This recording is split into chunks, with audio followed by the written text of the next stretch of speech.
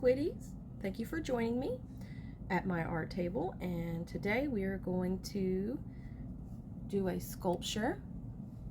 I'm going to go through how I sculpt this guy from a little ball of clay to this little guy's face. And I don't say it through the whole thing, but if you don't already have an idea of what it is, this is going to be an Umbreon art doll. So I've already done Eevee, I've already done Vaporeon here, and I'm running down the line of all the evolutions from Pokemon, and I hope to have them all soon. And today's sculpture will be of Umbreon's face. I hope you enjoy it, and let's get started. So as we get started here, you'll see that I'll have that wooden ball that I showed in my last video, and I'll cover it in tin foil so that you have a base that you can easily remove from the ball once it's baked. And then you roll out a nice flat, even flat sheet of clay, and you'll smooth that out so that you'll have a smooth surface.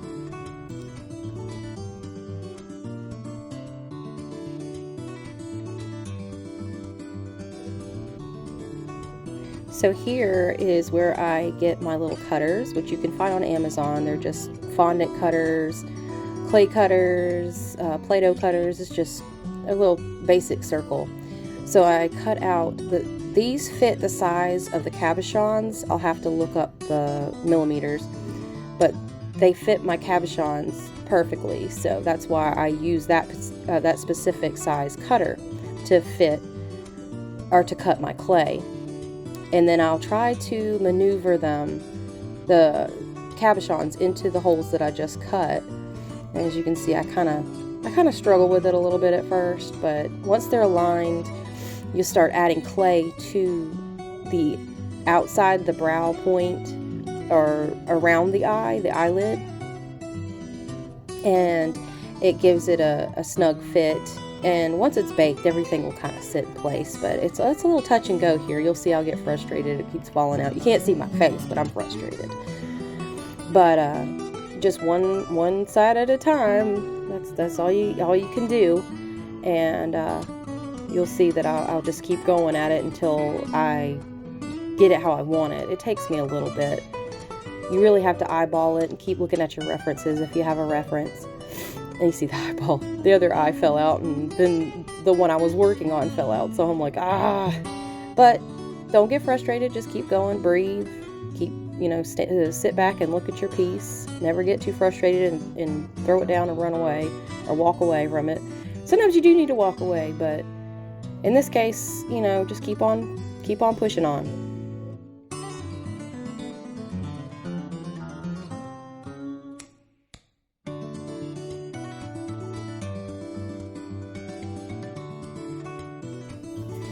So here, after I've gotten the other eye set in place, I've added the little weird looking mouth thing there. That's just going to line where I'm going to have the upper snout part and the lips lined up. That's just how I do that. I kind of give it a little bit of a starting point. And then I line out where I want my eyelids to go.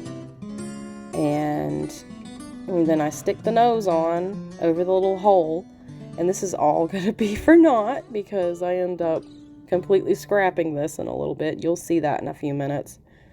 But basically, when you're building onto your clay piece, you want to add strips, little snakes onto the face so that you kind of bulk out the head. You don't want to just stick it on there and not smooth it out. The whole reason I'm bulking it out, or just kind of throwing snakes on here, is just to kind of get the idea, give the face some tone and features. But it all gets smoothed out in the end, and you can see where I've started out the bridge, which again, the bridge of the nose, it all gets deleted in a little bit. Just keep watching.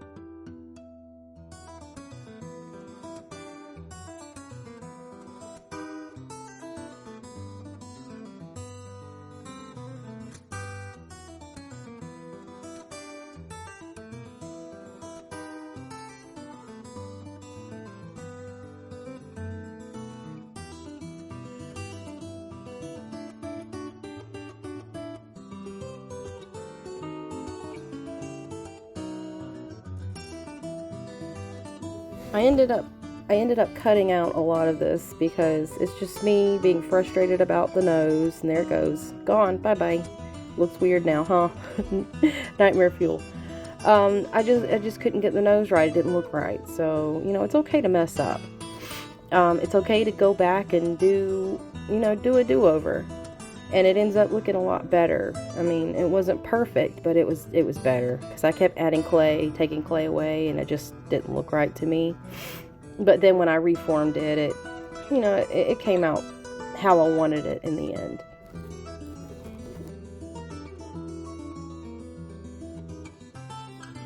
You'll notice that originally I had his mouth open like my other two dolls.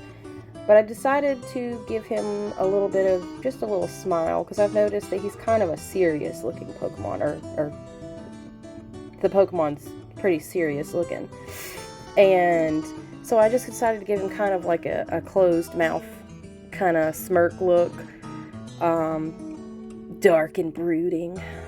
But I like the way that looked better. I thought it would be different in the lineup, and it ended up working for me.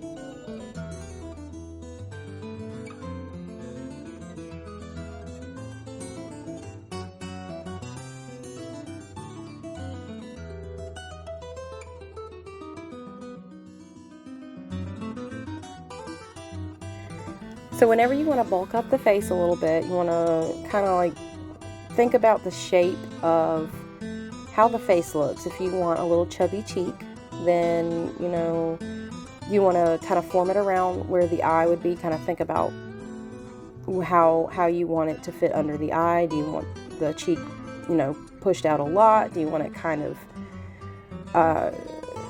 do you want it more like bony looking? For like right here, I want my cheeks to look puffy and cute and little chunky animal type look. And when you do that, you want to make sure that when you push out pieces of the face, you want to push out, other parts of the face. Like right here, he has no chin. Right now, I'm going to work on his forehead to see if I can get his forehead pushed out a little bit more, because I like their foreheads to be a little bit more poked out. And you can see I give him a little bit of a bigger head, and I have to smooth that out, because that, he looks kind of funky, like a kappa or something. I thought he kind of looked like a kappa or a turtle or something without his nose. And here's where I think I bulk out the face right here, or did I cut it out? I don't know, but you see the excess. One thing I did not show me doing was the excess around the head. I do cut that off. And then I sand it so it's a little smoother, but there is extra clay around the side of the head. Before I bake it, I will go as straight as I can around the side to give it, less bulk when I fit it into the hole in the fabric. But I don't show that, so that I thought I'd go ahead and add that in there. But you see our little guy is coming together.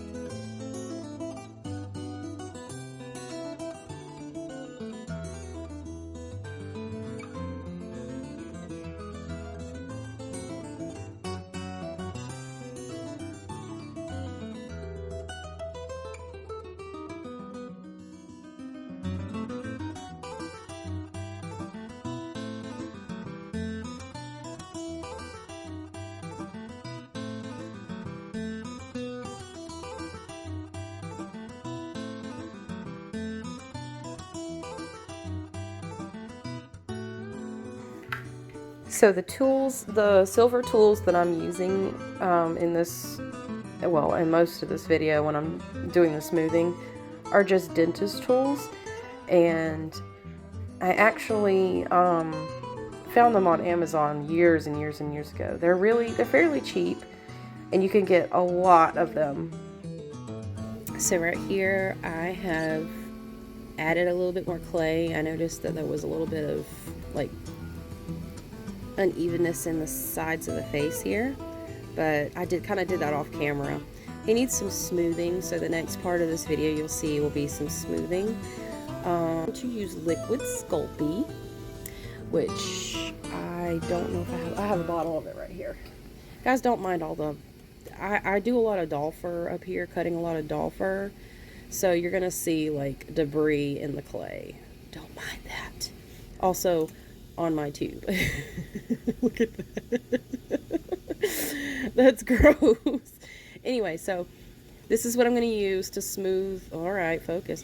I'm going to use this to smooth out the clay. And all the noise in the background, that's my son and my washing machine giving our clothes a wash.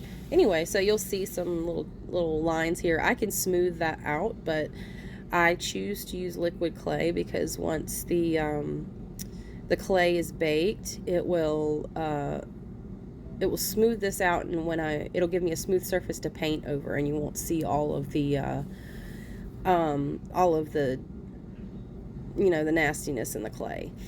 Since this project is one of those projects where you don't really need to have the color of the clay showing, I choose to paint over, and I don't really need clean my hands are clean, but I don't really need clean clay or transfer like this fur and stuff in there. I know it looks disgusting, and I'm sorry, but I'm not too worried about it because it's going to get covered in paint.